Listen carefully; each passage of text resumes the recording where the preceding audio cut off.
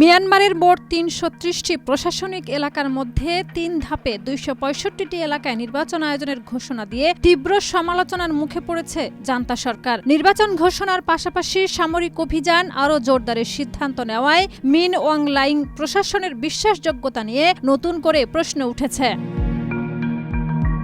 ২০২১ সালের সামরিক অভ্যুত্থানের মাধ্যমে অং সান সুচির সরকারের উৎখাত করার টানা ৫ বছর ধরে গৃহযুদ্ধ ও অস্থিরতার মধ্যেই নির্বাচন আয়োজন করতে যাচ্ছে মিয়ানমারের সামরিক শাসকরা। আগামী রোববার ২৮শে ডিসেম্বর শুরু হতে যাওয়া এই ধাপের এই সাধারণ নির্বাচনকে ঘিরে দেশ জুড়ে ও আন্তর্জাতিক মহলে ব্যাপক সমালোচনা চলছে।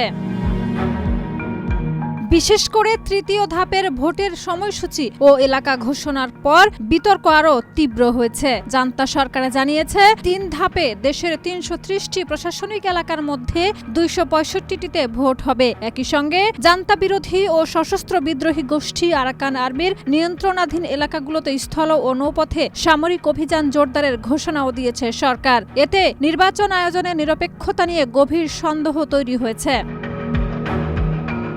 এই প্রেক্ষাপটে জান্তা সরকারের নির্বাচনকে কমেডি শো বলে আখ্যা দিচ্ছেন দেশ ছেড়ে পালিয়ে থাইল্যান্ডে আশ্রয় নেওয়া মিয়ানমারের তরুণরা। আল জাজিরার এক বিশেষ প্রতিবেদনে উঠে এসেছে এই মন্তব্য।